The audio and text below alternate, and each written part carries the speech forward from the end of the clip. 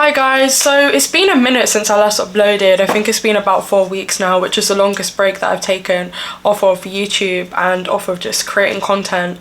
And the reason is I just really wanted to use this time off of university to just like check in on myself, actually take a proper break and to revise for my exams and get ready for everything when I go back into my second term at LSE. This video is very important. So the day that I'm filming this is the 7th of January. I want to get this edited and out tomorrow because I know that it's that time of the year when people are going to start hearing back from Cambridge and Oxford about whether they got into the university or not. I know there's a lot of videos like this on YouTube where people reflect on their rejections, but I hope that this one is going to be somewhat unique because it's 2 years later. I've lived life, you know, after the rejection, and so hopefully I can help you get through this time. So far I feel like my YouTube channel has been full of like achievements and successes, getting scholarships, traveling, all the highlights of my life. But the biggest part of why I wanted to start a YouTube channel was actually to show that rejection is okay, and like success or getting to a point where you consider yourself successful in your career is not a straight line, it's not a straight path, it's very much a bumpy road. Anyone who knows me personally will know that I've not had an easy or straightforward path to where I am now, and I know it's not going to continue being straightforward either because that's life. Like, life is hard. I started my YouTube channel to share my genuine journey, to help other people, you know, overcome adversity, overcome challenges, because they're a part of life. It's okay to be rejected. I was rejected, I've been rejected, I continue getting rejected even now. Like when I post something on LinkedIn or Instagram and I post that, you know, I just got this internship, or like, that's not how it is. Really and truly, behind the scenes, I'm getting rejected 20 times. Like 20 rejections are coming through before I get an acceptance. 20, 30 heartbreaks all the time, every day. But it's a picking yourself up and continuing to push forward and not to give up. That's the biggest thing, not to give up. Focusing on Cambridge in particular, I'm not gonna sit here and say that it didn't affect me, it didn't upset me. I think out of all the rejections that I have faced, Cambridge was the one that did actually break my heart genuinely, because it always has been my dream and my goal, especially at that time in my life, to go to Cambridge, always, or Oxford. And I feel like that's the case for a lot of us in the UK, and the reason being is because, you know, they were the two first universities in the UK, they're the two most prestigious universities in the UK, and they're the two most talked about universities in the UK. When I was growing up, at least, and I was at primary school and secondary school as well, the only two universities I even knew existed were Oxford and Cambridge. So that's where I set my goals, that's where I set my target, was to get there. And I think, especially when you're that child that is doing so well at school, I do feel like it's almost ingrained into you that you have to go to Oxford, you have to go to Cambridge, because that's where the best of the best is. And if you don't go to Oxford and if you don't go to Cambridge, then you're not going to be, you know, a future leader. That's how I saw it. It's crazy to me looking back on it now, because I only ever visited Cambridge once. I visited Fitzwilliam College on a school trip, and that's because of COVID, so I didn't get down to any open days. I never saw Oxford. What I'm trying to say is it was very much more the idea of going to Cambridge. Obviously, if you've applied to Oxford, you'll know that you had to send off your personal statement early. I think as well with that is that it takes so much more preparation when you're applying to Oxford and Cambridge, because you have the entrance examination and you have interviews. And so for me personally, I actually put my A-levels on a back burn because I was practicing the ECAA, which is the ECAA, which is the economics entrance exam. I was practicing that all summer, like literally every day. Like I was in maths clinic, which is like an after school club at my old sixth form. I was there timing myself, practicing those high pressure questions, like A-levels who, that's what I was focusing on. What I will say reflecting back on that is, I know that you put a lot of time specifically into your Oxford application, because I did the same thing. Don't feel like it has gone to waste. don't feel like it's for no reason, because that's what I felt like at the time. I've just done all this for nothing. And actually, if I'm honest with you as well, I even completed an extenuating circumstances form as well for Cambridge. And what that is basically is a form to contextualize your admission. And so you write out this form with every single hardship that you have been through, and you have to put it on paper. And that allows them to sort of consider your achievements in light of your diverse background, basically. So loads of things like that form opened up such a kind of worms for me. I was like really, really upset, because it was the first time ever that I had to write down all of my hardships, like bullet points, and I had to talk about myself so much, and it was so weird. I had completely like compartmentalized everything that I've been through before that point, before having to write that form. So it was a very tough process. It was very strenuous, but this is a but. It was not for no reason. It really wasn't for no reason, because I think that massively, massively helped my LSE application, and it will help your other university applications. And there's a few reasons why. So in terms of sending your personal statement off early, other universities will see that as a sign that you're an Oxbridge candidate. That, like, I even advise students that are not applying to Oxbridge to send off their personal statements early if they can, like around September, October, just because A, you know, you've got it out the way, but then B, it signals that you're a high caliber candidate and that you're applying to Oxbridge, and universities will likely offer you and want you to come to their institutions rather than Oxbridge. So that's a real thing. And secondly, everything that you've done for your Oxbridge applications, it will help you stand out for your other universities. It really will. And thirdly, for me, the extenuating circumstances form, whilst it was hard at the time, and I thought after I got rejected, I was like, oh great, I just went through all that for no reason. No, it wasn't for no reason, actually, because I got used to talking about difficult things. I got used to being able to talk about things that I genuinely couldn't even say that out loud before without crying halfway through the sentence. And now I can say these things and I can write it.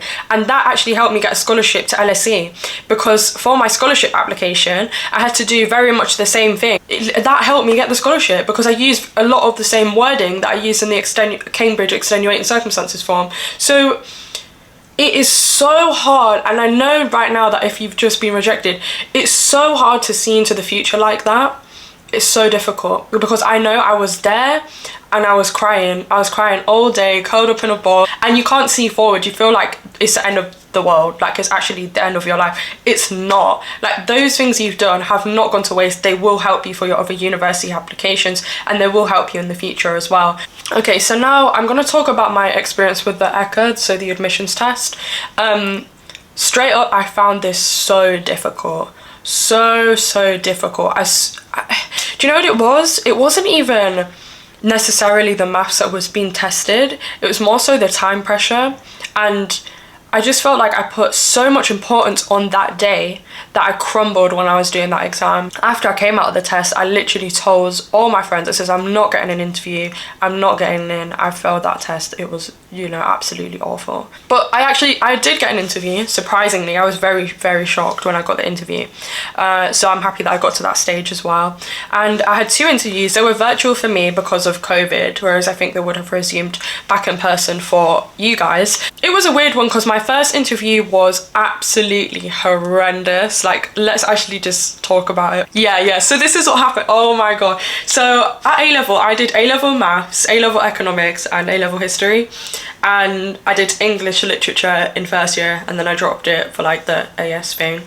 And yeah, so I did not do further maths. So I already knew that would have disadvantaged my Cambridge application, but I didn't know to the extent. Like, in the first interview, they started asking me further maths questions, and they literally, yeah, I didn't want to say I haven't been taught this. So I attempted it, but I was just so confused and baffled. Halfway through me trying to figure it out on the whiteboard, just like absolute shaking, I told them, guys, I haven't done this before, I'm only a maths candidate, not further maths. And they were like, oh, sorry. And then they tried to teach me it in the interview by like writing up the formula and then trying to get me to do it. So yeah, it was just so bad. It really threw me off that I hadn't been taught it before, because I was here like going over everything A-level maths before that interview, and it just didn't come up. So that was brilliant. And then the second interview went really, really, really well. Like everything they asked me, I knew it straight away. Like they was asking me like economic history questions, and I absolutely love economic history. They were asking me questions about like the Industrial Revolution, and I knew straight away what they were on about. So I absolutely loved that one. And it was actually interesting as well. I think we spoke a bit about artificial intelligence, which is another one of the areas I'm super interested in. So that one went really well.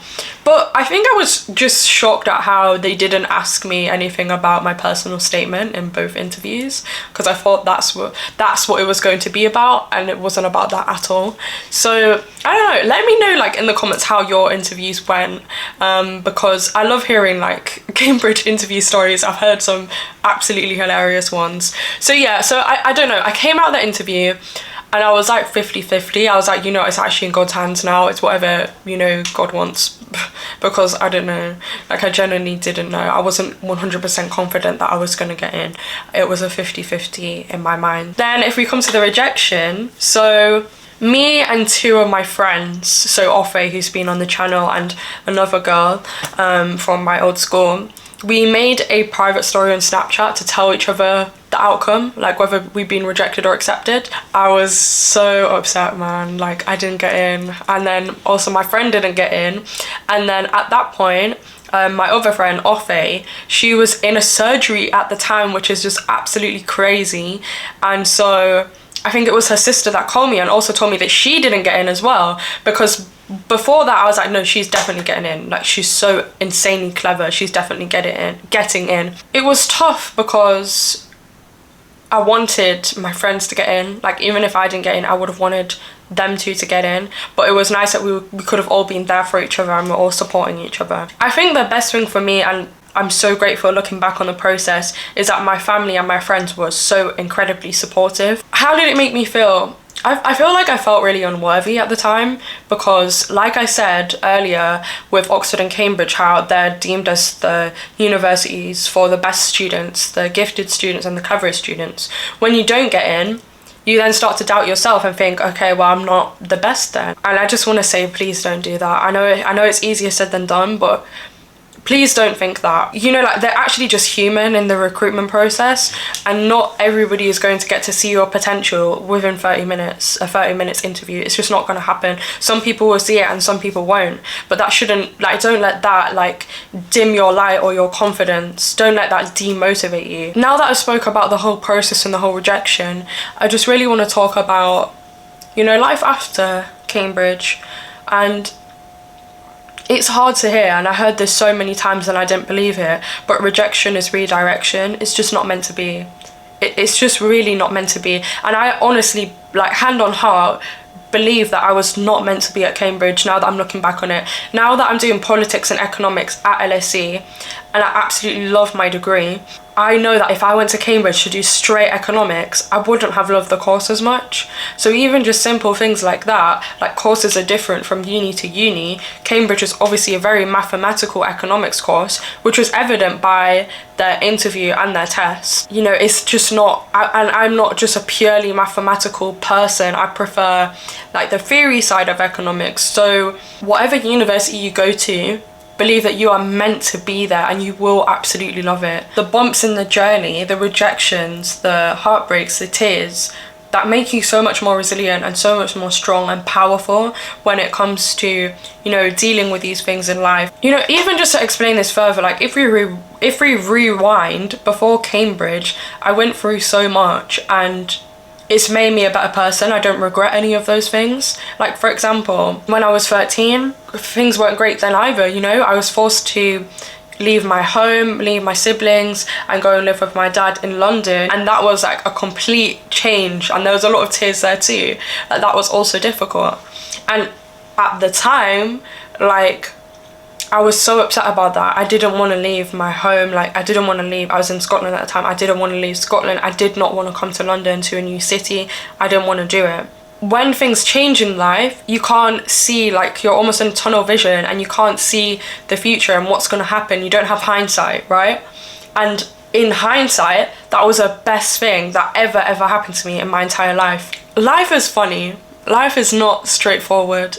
I got rejected from Cambridge. I actually also got rejected from Warwick, and I got rejected on my birthday, like on my 18th birthday. That night I got rejected from Warwick, and I was crying. Like, it took me so long to hear back from LSE that all I was hearing was rejections, and the only offer that I had that I would have considered was Durham University.